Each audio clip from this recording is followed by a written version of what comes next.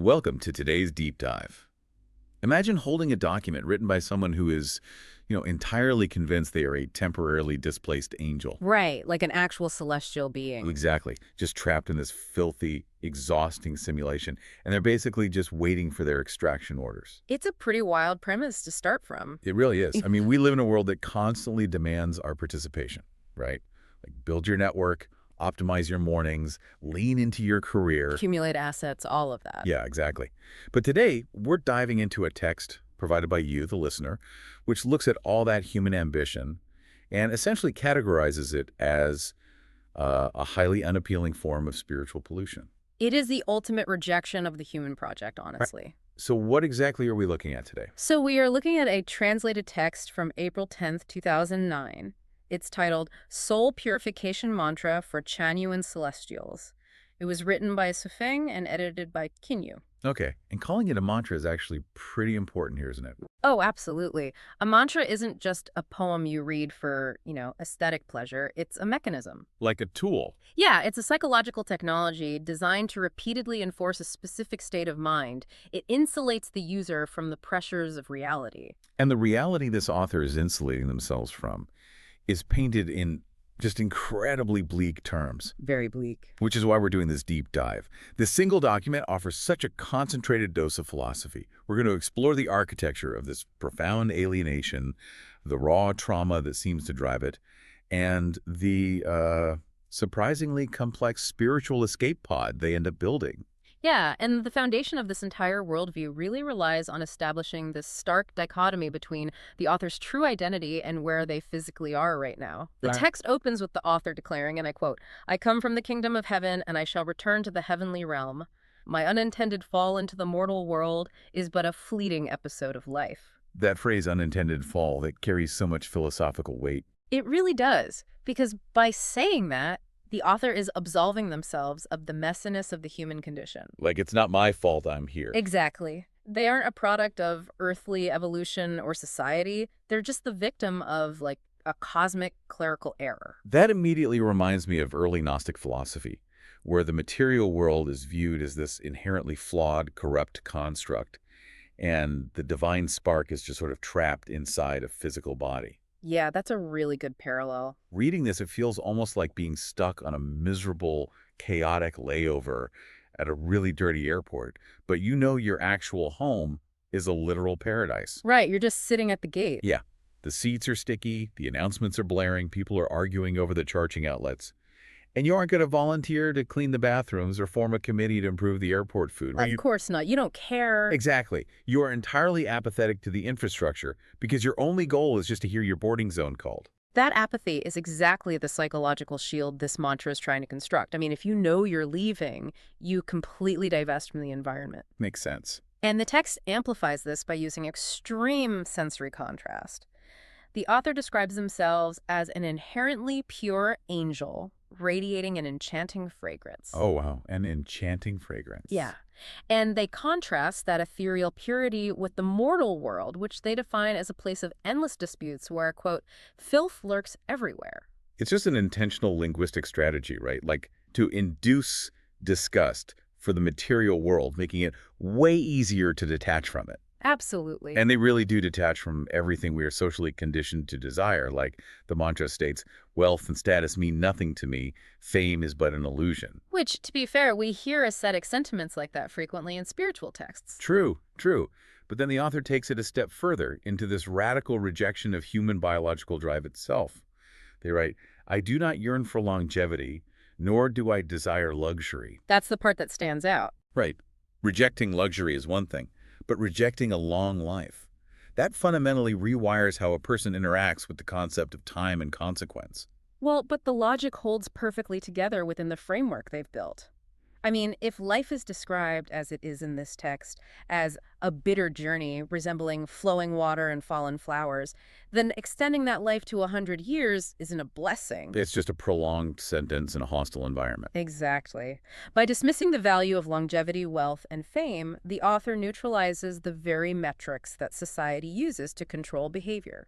Right. You can't be manipulated by the fear of losing your career or your status if you have genuinely categorized those things as fake metrics in a temporary simulation. You're untouchable. The author even refers to the endless entanglements of human love and hate as a, quote, tiresome game, not a delightful one. That phrasing really stood out to me. Tiresome game. It strips all the gravity and romance out of the human experience, doesn't it? It does. It reduces Shakespearean human drama to a tedious chore. And that approach effectively shrinks the emotional footprint of the mortal world.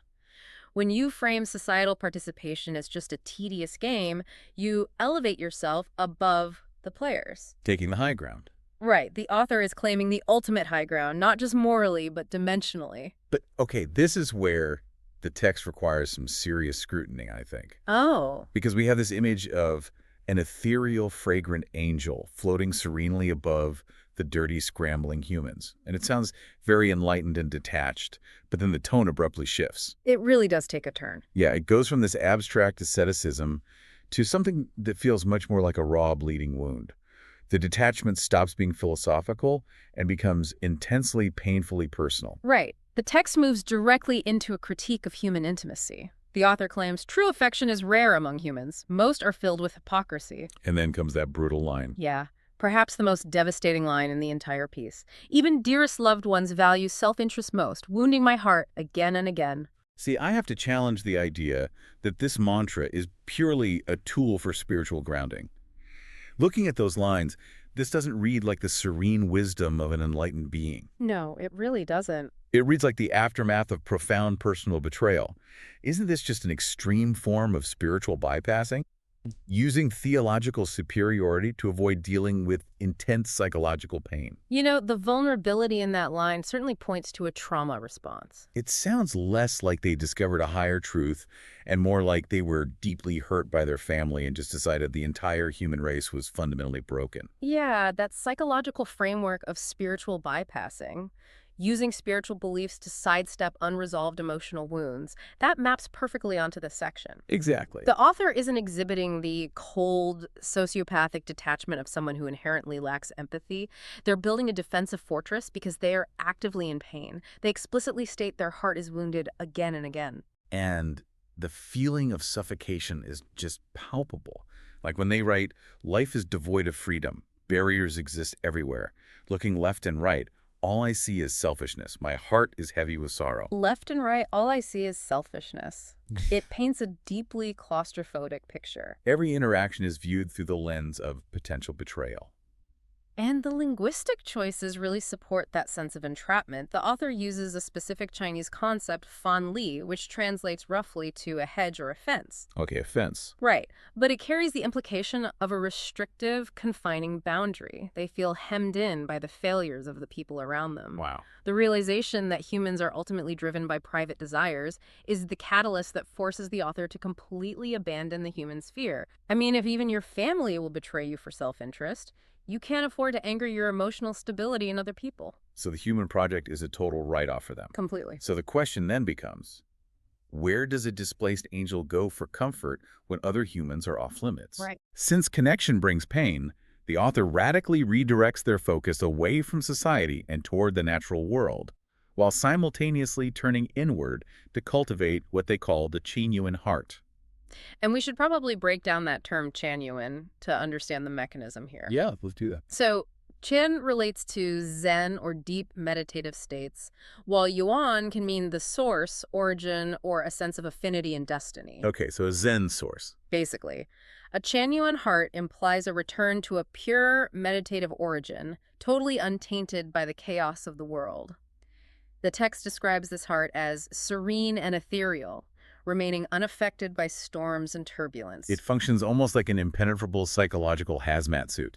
A hazmat suit, I like that. Yeah, like the physical body is stuck walking through the filth, but the consciousness is hermetically sealed. They write, though my body is trapped in the mortal world, my heart soars to the celestial realm. And the way they articulate that celestial realm is through incredibly vivid, unpopulated natural imagery. The lack of human presence is the crucial detail there, isn't it? It is. Nature becomes the active counterbalance to human hypocrisy. The author envisions themselves among mountains where bird songs are sparse, interacting with drifting white clouds. Just them in the clouds. Yeah. They find joy in blooming wildflowers, murmuring streams, and shadows of flowers dancing along hillsides. This is a complete sensory replacement therapy. Sensory replacement therapy. That's a great way to put it. They're substituting the loud, deceptive world of human commerce and relationships with a silent, predictable, and aesthetically pleasing environment. The contrast is striking. The human world is noisy and full of barriers, while the natural world is quiet and expansive. Like exactly. But it's not just an appreciation of scenery, is it? The tinkling mountain springs and floral fragrances seem to function as almost like thin spots between realities, places where the celestial realm they claim to originate from overlaps with the physical earth. Like a connection to home. Yeah. Well, in many esoteric traditions, nature is viewed as a direct reflection of the divine, free from the corrupting influence of human free will. That makes total sense. By aligning their internal state with the drifting clouds and flowing water, the author is practicing the art of becoming emotionally frictionless. Emotionally frictionless. Yes, the Chanyuan mindset demands an unrestrained nature. They write, "Following my nature, I feel so unrestrained." The goal is to allow the transient affairs of the human world, the betrayals, the financial anxieties, the interpersonal drama, to just flow past without snagging on their psyche. And they summarize that frictionless state so beautifully. They say, "The mortal world leaves no marks on me. The red dust of life leaves no traces." Ah, the red dust. The red dust is such a potent metaphor. I mean, it's a classical Buddhist term for the worldly material life, the chaotic choking storm of human desires and attachments. Right. They're basically walking through the middle of a red dust storm, but because their will is untainted, they emerge completely clean. It is a profound declaration of emotional independence. Yeah, it really is. When they state, "The disputes and grievances of the human world have nothing to do with me," they are officially severing the final tether to societal obligation. They've built the Chanyuan heart, found solace in an unpopulated natural ideal, and neutralized the pain of human betrayal. Which sets the stage for the final and, honestly, arguably most fascinating pivot in the text. Yeah, this is where it gets really interesting. The author transitions from merely surviving the present trauma to aggressively anticipating their exit strategy. They aren't just sitting in the airport waiting anymore, they're mentally boarding the plane. Right. They proclaim, "This nightmare ends here and now, and I awaken with great delight." But the navigational system they use for this journey home is totally unexpected. The text reads, "Christ and the Buddha guide me, and the Buddha resides in my heart." That line introduces a massive theological curveball. Totally. We are looking at a textbook example of spiritual syncretism, the blending of distinct religious or philosophical belief systems into a new unified whole. Right. Placing Christ and the Buddha side by side as co-pilots on a celestial journey. That's a deliberate dismantling of traditional religious boundaries. Absolutely. It's fascinating because it implies that earthly religious institutions are just as flawed and limited as earthly wealth or fame. Yes. The author isn't relying on a local church or a specific earthly temple to save them. They are bypassing the middleman and drafting the heavy hitters directly. Yeah, going straight to the top.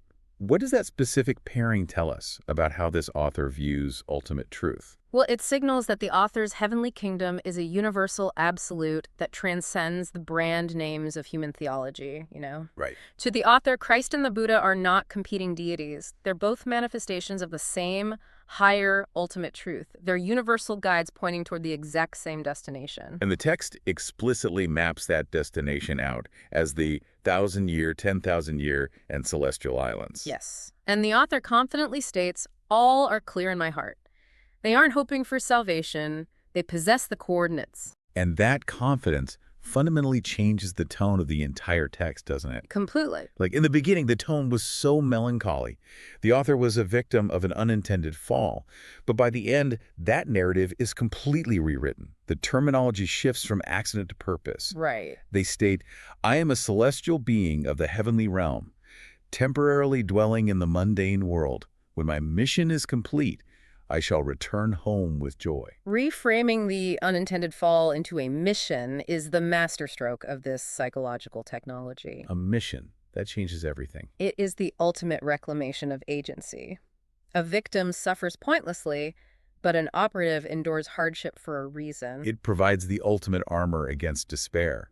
I mean, if you are on a mission, The suffering isn't proof that the universe is cruel. The suffering is just an environmental hazard. Exactly. The sticky seats at the airport don't matter because you are there gathering intelligence or performing whatever duty a Chanyuan celestial performs before your extraction. The psychological victory is just complete at that point. It really is. The mundane worries cannot, quote, cloud my tranquil heart, because the author's identity is no longer tied to the physical outcome of their earthly life. Right. And the vivid imagery used to describe their eventual return really emphasizes this triumph. They write, "The sacred mountains are clear and bright, resounding with heavenly melodies. Riding clouds and mist, displaying divine powers, I transform the scenery into a celestial paradise." They aren't sneaking out the back door of the universe. They are orchestrating this cinematic, triumphant departure. Yeah, it's a huge shift. It is a striking evolution. I mean, we've traced the path from a fragrant, pure angel repulsed by a filthy world through the agonizing, isolating trauma of realizing even loved ones operate on selfish motives. Right, the building of the defenses. Yeah, we've seen the architectural construction of the Chanyuan heart, using unpopulated nature as a shield against human hypocrisy. And finally, that brilliant psychological pivot, going from being an accidental victim to a celestial operative on a divine mission, guided by a syncretic blend of Christ and Buddha. The journey outlined in this mantra is truly a masterclass in cognitive reframing. Even for those who, don't adopt the theology of the Chanyuan Celestials, the underlying mechanics of this text offer a really powerful lens for examining our own lives. Because we are constantly overwhelmed by the noise of the red dust. Oh, constantly. The status anxieties, the career pressures, the interpersonal conflicts. The demand to constantly matter in the eyes of society is just exhausting. Precisely. And this text asks a radical question. What happens when you intentionally strip the gravity away from those demands? Wow. How much peace could a person access if they occasionally treated their most pressing social anxieties as just a fleeting episode in a much larger, untouchable existence? The ability to emotionally distance oneself from the immediate chaos of human behavior is an incredibly valuable psychological tool. It really provides a framework for creating frictionless boundaries. Like when the world demands your stress, the Chanyuan mindset offers a blueprint for letting it flow past like water over a stone. That's The mechanism of redefining your struggles, of refusing to let the red dust leave a mark, is something you can apply long before you plan a trip to the Celestial Islands. So as you, the listener, process the journey of this displaced angel, consider how the architecture of their escape might apply to the weight you carry. It's definitely something to think about. If you chose to view your own life, with all its messy human entanglements and societal demands, not as a permanent high-stakes battleground where you must constantly accumulate and defend your status, but simply as a temporary exploratory mission in a strange land. Wait, if you viewed it as just a temporary mission, what is the very first thing you would stop worrying about today?